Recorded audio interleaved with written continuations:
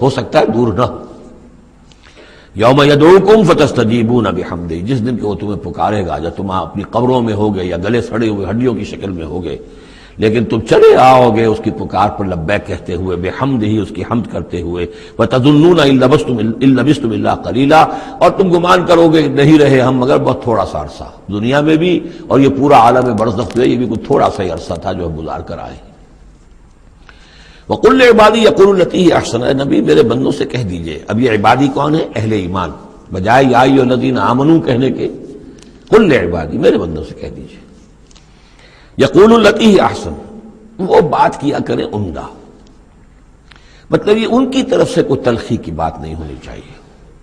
اب ان لوگوں کے آباء و اجداد سے بنے ہوئے ان کے خیالات ہیں، عقائد ہیں، ان کی ریتیں ہیں، ان کی رسمیں ہیں، ان کی حمیت ہے، ان کی غیرت ہے، عوام میں جہالت ہے، ان کے چودھریوں میں اپنے مفادات، اپنی حیثیت، اس کا احساس ہے، لہذا یہ تمام رکاوٹیں جو ان لوگوں کے راستے میں حائل ہیں ان کا خیال کریں تو اپنا جو داعی جو ہے اس کے اندر تحمل ہونا چاہیے، حلم ہونا چاہیے، داعی کہیں مشتعل نہ ہو۔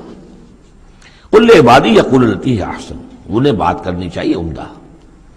ان الشیطان ینزغ بینہم، یقین شیطان تو چاہے گا کہ ان کے درمیان کوئی لڑائی شروع کرا دے، ہاتھ ہپائی شروع کرا دے۔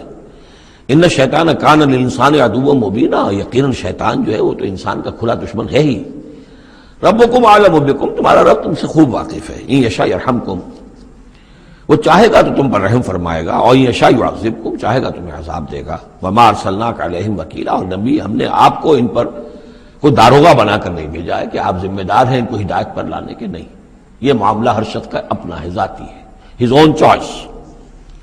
وَرَبُّكَ أَعْلَمُ بِمَنْ فِي السَّمَاوَاتِ وَالْأَرْضِ، اور اللہ آپ کا رب خوب جانتا ہے ان تمام چیزوں کو کہ جو آسمان میں ہے اور زمین میں ہے۔ وَلَقَدْ فَضَّلْنَا بَعْضَ النَّبِيِّينَ عَلَىٰ بَعْضٍ، اور ہم نے بعض انبیاء کو بعض انبیاء پر فضیلت دی ہے۔ اب چونکہ یہ مسئلہ وہی ہے، آخری دور ہے مکے کا، اور وہ خبریں پہنچ چکی ہیں، اور یہ صورت بنی اسرائیل کے تاریخ سے شروع ہو رہی ہے، تو اب ظاہر بات ہے کہ ایک مسئلہ اٹھ کھڑا ہوگا کہ آیا موسیٰ افضل ہیں یا محمد افضل ہیں، یا یہ کہ عیسیٰ افضل ہیں یا محمد افضل ہیں صلی اللہ علیہ وسلم علیہ الصلوۃ والسلام۔ تو یہاں پر مسلمانوں کو اس دعوت اور تبلیغ کے جو تقاضے ہیں ان کے حوالے سے کہ اس بحث میں تم نہ پڑو، اگر اس بات کو تم زیادہ زور دو گے ان میں حمیت پیدا ہو جائے گی، جیسے ہمارے ہاں وہ کھڑے ہو کر الاپتے ہیں سارے نبیوں سے افضل ہمارا نبی، ٹھیک ہے وہ ہے افضل، لیکن خود انہوں نے کہا ہے کہ مجھے یونس ابن متہ پر بھی فضیلت مت دو، حضور کے صریح حکم کی خلاف ورزی کرتے ہیں جو یہ کہتے ہیں افضل، اس میں کوئی شک نہیں، لیکن یہ کہ اس افضلیت کا اس طریقے کا چرچا کرنا جو ہے اس سے دوسروں کے اندر ایک جو ہے منفی کیفیات پیدا ہوتی ہیں۔ تو اس حوالے سے حضور کی حدیث ہے یہ، مجھے یونس ابن متہ پر بھی فضیلت مت دو، یونس وہ ہیں رسولوں میں سے ایک ہی رسول ہیں دنیا میں جنہیں کچھ اللہ نے سزا دی ہے، پکڑ ہوئی ہے، اور کسی کا معاملہ نہیں، یہ سورہ یونس میں ہم دیکھا ہے، تو آپ نے فرمایا مجھے یونس پر بھی فضیلت مت دو، اس لیے کہ اس بات میں مت پڑھو۔ وَلَقَدْ فَضَّلْنَا بَعْضَ النَّبِيِّينَ عَلَىٰ بَعْضٍ، ہم نے بعض انبیاء کو بعض انبیاء پر فضیلت دی ہے، بس اصولی بات ہے، تِلْكَ الرُّسُلُ فَضَّلْنَا بَعْضَهُمْ عَلَىٰ بَعْضٍ۔ اب یہاں دیکھیے خاص طور پر پھر ان کے نبی کا ذکر کیا جا رہا ہے، وَآتَيْنَا دَاوُودَ زَبُورًا، ہم نے داؤد کو زبور عطا کی تھی۔ ہم ان انبیاء اور رسل کے جو عظمتیں ہیں، ان کے جو مقامات ہیں، ان کے اعتراف میں، ان کے اعلان میں کوئی ہمیں کوئی باک نہیں، ہمیں کوئی جھجک نہیں۔ قُلِ ادْعُوا الَّذِينَ زَعَمْتُم مِّن دُونِهِ، کہیے ان سے کہ پکارو انہیں جنہیں تم سمجھتے ہو کہ اللہ کے سوا کوئی معبود ہے، کوئی کار مختار وہ بھی ہیں۔ فَلَا يَمْلِكُونَ كَشْفَ الضُّرِّ عَنكُمْ وَلَا تَحْوِيلًا، تو انہیں کوئی اختیار حاصل نہیں ہے نہ تو تم سے کوئی تکلیف دور کرنے کا اور نہ ہی کوئی حالت کو بدل دینے کا۔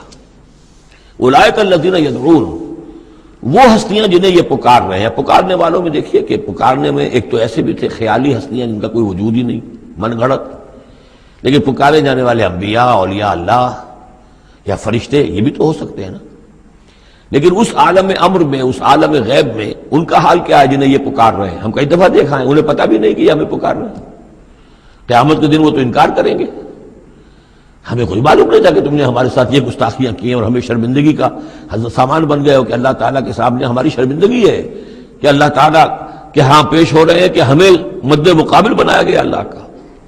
لہذا اولئک الذین یدعون یبتغون الی ربہم الوسیلۃ، اس عالم غیب میں وہ تو خود اللہ کے، اپنے رب کے تقرب کے متلاشی ہیں، یہ وسیلہ کا لفظ آ چکا ہے اس سے پہلے.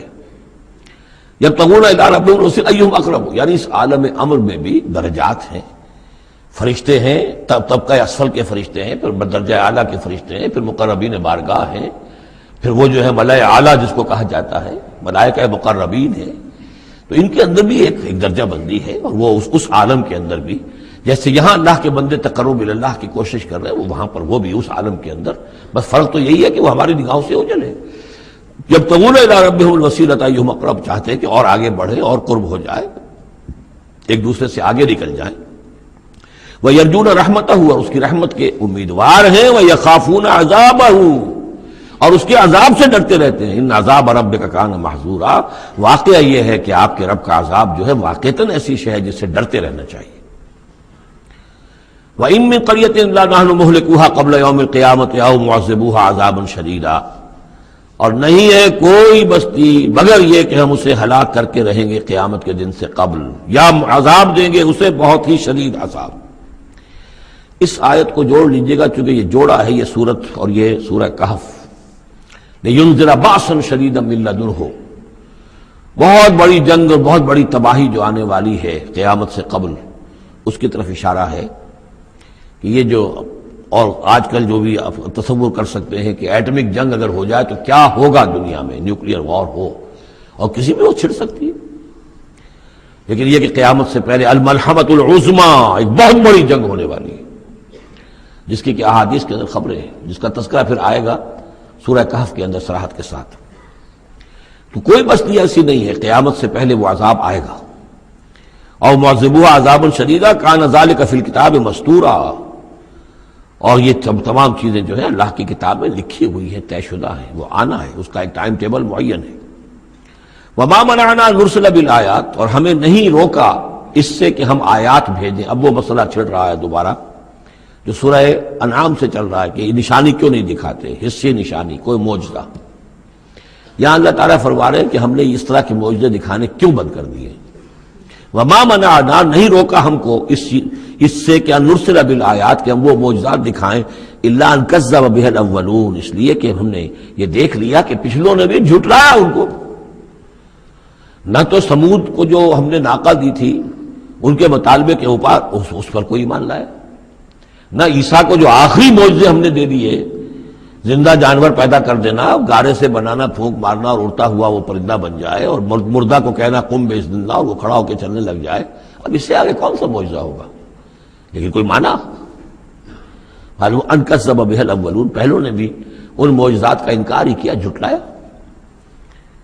وآتینا ثمود الناقۃ مبصرۃ، ہم نے سمود کو، قوم سمود کو، ان کی آنکھیں کھولنے کے لیے ہم نے اونٹنی والی نشانی دکھا دی. فظلموا بها، انہوں نے اس پر بھی ظلم کیا. وما نرسل بالآیات الا تخفیفا، اور ہم نہیں بھیجتے اپنی آیات نشانیاں مگر صرف خبردار کرنے کے لیے. وہ خبردار کرنے کے لیے اب ہم اپنی قرآن مجید کی آیات بھیج رہے ہیں. وَإِذْ قُلْنَا لَكَ إِنَّ رَبَّكَ أَحَاطَ بِالنَّاسِ، اور جب ہم یہ کہتے ہیں کہ آپ کے رب نے تو لوگوں کا احاطہ کیا ہوا ہے، تب بھی یہ کہتے ہیں اس کا کیا مطلب ہے؟ کہاں ہے اللہ؟ کہاں ہمارا احاطہ ہوا ہے؟ ظاہر بات ہے کہ یہ مسئلہ ہے جو سمجھیے فلسفے کے مشکل ترین مسائل میں سے ہے. حقیقت و ماہیت وجود. ایک اللہ کا وجود ہے، ہر جگہ ہے، ہر آن ہے، لیکن یہ کہ یہاں دنیا میں ہے کہ نہیں ہے، یہ دنیا ہے یا اللہ ہے، کیا ہے؟ اب یہ سمجھ میں آنے والی بات نہیں ہے. اسی لیے کچھ لوگوں نے اس کو ہماوست، سب قاضی کائنات جو ہے خدا ہی ہے، خدا ہی نے یہ روپ دھار لیا ہے. جیسے انسانوں کا روپ دھار لیتا ہے، وہ اوتار کی شکل میں آ جاتا ہے، ایسے خدا نے اس کائنات کی شکل اختیار کر لی ہے. اس کو پینتھیزم کہتے ہیں انگریزی میں، ہماوست، سب خدا ہی ہے. یہ بہت بڑا کفر ہے، شرک ہے. تو کیسے سمجھے؟ بہت سی چیزیں ہیں جو انسان کی سمجھ سے بالاتر ہیں. اللہ ہے کیسے ہے؟ کیا دنیا میں اللہ نہیں ہے تو اللہ کی ذات محدود ہو گئی؟ پوری یہ کائنات، اس میں اللہ کا وجود ہی نہیں ہے تو اس کا مطلب یہ کہ اللہ تو پھر علیحدہ کہیں ایک محدود سی شخصیت ہو گئی جو کسی جگہ پر ہے. لیکن اللہ تو ایبسلیوٹ ایگزسٹنس ہے اس کی، کسی حدود اور قیود اور زمان اور مکان اور سمت ان سے تو باورا ہے. وراء الورا ثم وراء الورا. وَمَا جَعَلْنَا الرُّؤْيَا الَّتِي أَرَيْنَاكَ إِلَّا فِتْنَةً لِلنَّاسِ. اسی طریقے سے اب یہ مسائل گنوائے جا رہے ہیں کہ جو لوگوں کے لیے بڑے، ان کا چونکہ ان کی طرف سے ان کا رد عمل جو ہے وہ صحیح نہیں ہوتا، لہذا اللہ تعالیٰ نے معجزے دکھانے بند کر دیے ہیں اور حضور کے بارے میں طے کر لیا کہ وہ معجزہ نہیں دکھائیں گے جس طرح کا معجزہ یہ مانگ رہے ہیں۔ اسی طرح ہم نے جو آپ کو مشاہدہ کرایا جس شب معراج کا، وما جعلنا الرؤیا التي، رؤیا یہاں خواب کے معنی میں نہیں ہے، جیسے رؤیت بصری ہے ہم دیکھ رہے ہیں، یہ بھی تو رؤیت ہی ہے، تو حضور کو باقاعدہ مشاہدہ کرایا، التي اریناک کا جو آپ کو دکھایا ہم نے، الا فتنۃ للناس، وہ بھی لوگوں کے لیے فتنہ بن گیا۔ لوگوں نے کہا کہ یہ تو معلوم ہوتا کہ اب بالکل ہی ان کا دماغ چل گیا ہے، معاذ اللہ ثم معاذ اللہ۔ بہت خوش ہوئے تھے مشرکین مکہ، بہت خوش ہوئے کہ لو جی چلیے اب ہماری مشکل حل ہو گئی، اب تو ہم تمام مسلمانوں کو باور کروا لیں گے کہ آج تک تم نہیں مانتے تھے، واقعتاً محمد کا دماغ چل گیا ہے صلی اللہ علیہ وسلم۔ وہ کہہ رہے ہیں میں راتوں رات بیت المقدس بھی ہو کے آ گیا ہوں اور میں آسمانوں کی سیر کر کے آ گیا ہوں۔ اب یہ بات ناقابل قیاس، کیسے انسان سمجھے، گمان نہیں کر سکتا۔ آج تو پھر بھی آپ سوچ سکتے ہیں کہ آج تو آپ کے پاس وہ ذرائع ہیں کہ چاند پر بھی آپ پہنچ گئے ہیں، لیکن یہ کہ آج سے آپ 1400 برس پہلے کے انسان کے بارے میں سوچئے، اسے بیت المقدس جانے کے اندر بھی جو ہے 15 دن لگتے تھے، تو کیسے وہ گیا اور گئے بھی اور آ بھی گئے رات ہی رات کے اندر۔ بڑے خوش ہو کر آئے حضرت ابو بکر کے پاس، ابو بکر سنا تمہارے ساتھی کیا کہہ رہے ہیں؟ کہ کیا کہہ رہے ہیں؟ وہ کہہ رہے ہیں میں رات کو بیت المقدس ہو کر آ گیا ہوں۔ ایک دفعہ ایک لمحہ توقف کیا، کیا واقعی کہہ رہے ہیں؟ ہاں کہہ رہے ہیں، چلو ہم تمہیں ملوا دیتے ہیں، ان سے کہلوا دیتے ہیں، چلو صحیح، اگر وہ کہہ رہے ہیں تو ٹھیک کہہ رہے ہیں، بس ختم۔ اس دن سے صدیق کا لقب، وہ کہہ رہے ہیں تو ٹھیک کہہ رہے ہیں۔ اور فرمایا جب میں یہ مانتا ہوں کہ آسمان سے روز ان کے پاس فرشتہ آتا ہے، تو اگر وہ آسمان ہوا ہے تو کون سی بڑی بات ہو گئی؟ اگر اللہ کا فرشتہ آسمان سے روز آتا ہے ان کے پاس تو وہ آسمان تک ہو کے آ گئے تو کون سی بڑی بات ہوئی؟ وہ اگر کہہ رہے ہیں تو سچ کہہ رہے ہیں۔ مستند ہے ان کا فرمایا ہوا، وما جعلنا الرؤیا التي اریناک الا فتنۃ للناس، یہ بھی لوگوں کے لیے فتنہ بن گیا۔ وشجرۃ ملعونۃ فی القرآن، اسی طرح ایک مثال ہے قرآن مجید میں زقوم کے درخت کا ذکر آتا ہے کہ وہ درخت جو ہے وہ عین جہنم کے اس کے تہ کے اندر اس کی جڑ ہوگی، وہاں سے وہ درخت کیسا ہوگا؟ آگ کے اندر درخت، ہاؤ از اٹ پاسبل؟ اب یہ زقوم کا یہ بھی ان کے لیے ایک فتنہ بن گیا۔ اب یہ چیزیں نہیں جانتے کہ اس عالم کا کہ جو فزیکل لاز ہے وہ اور ہوں گے، مختلف ہوں گے، اس آگ کی نوعیت اور ہے، وہ آگ یہ نہیں ہے، وہ آگ جو ہے اس کی حیثیت ہی کچھ اور ہے۔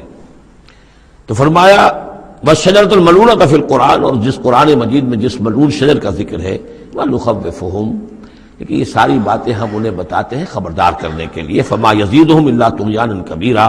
اب یہ ان کی بدبختی ہے کہ ان تمام چیزوں سے ان کے اندر سرکشی ہی کے اندر اضافہ ہو رہا ہے، بڑھتے چلے جا رہے ہیں سرکشی میں۔